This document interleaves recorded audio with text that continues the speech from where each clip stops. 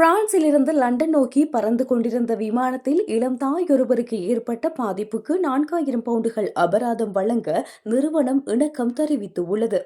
கிழக்கு லண்டனின் அப்மின்ஸ்டர் பகுதியைச் சேர்ந்த 31 வயதுடைய வரி ஆலோசகர் டெவோன் புஃபோனி திருமணத்திற்காக பிரான்ஸ் சென்றுவிட்டு லண்டன் திரும்பும் வழியில் இந்த விபத்து நேர்ந்துள்ளது.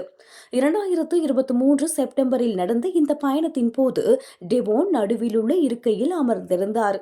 அவருக்கு அருகில் அவரது கணவர் 11 மாத குழந்தையை மடியில் வைத்தபடி அமர்ந்திருந்தார்.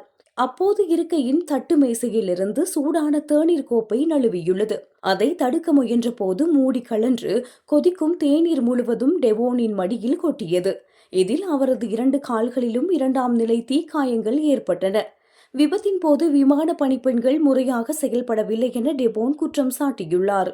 முதலுதவி செய்வதற்கு போதுமான மருத்துவ பொருட்கள் விமானத்தில் இல்லை. ஊழியர்களுக்கு அடிப்படை மருத்துவ பயிற்சியும் குறைவாகவே இருந்துள்ளது. விபத்து நடந்த உடனேயே தள்ளுவண்டியை நகர்த்தி அவருக்கு உதவ அவர்கள் முன்வரவில்லை என பாதிக்கப்பட்ட பெண் சாடியுள்ளார். ஆரம்பத்தில் இந்த விபத்திற்கு டெவோன் தான் காரணம் என ரயன் ஏர் நிறுவனம் வாதிட்டுள்ளது. ஆனால் விமானத்தின் தட்டு மேசைகள் தரமற்றதாக இருந்ததே காரணம் என அவர் தரப்பில் வாதிடப்பட்டது. நிறுவனம் மன்னிப்பு கேட்க மறுத்ததால் டெவோன் சட்ட ரீதியான நடவடிக்கை எடுத்துள்ளார். நீண்ட போராட்டத்தின் மத்தியில் 4000 பவுண்டு இழப்பீடு வழங்க ரயன் ஏர் ஒப்புக்கொண்டுள்ளது.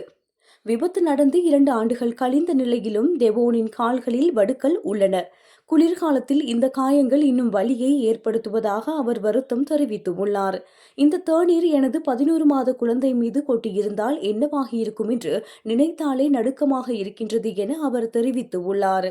பட்ஜெட் விமானங்களில் இதுபோன்ற விபத்துக்கள் அதிகரிப்பது கவலை அளிப்பதாக அவரது சட்டத்தரணிகள் சுட்டிக்காட்டியுள்ளனர்.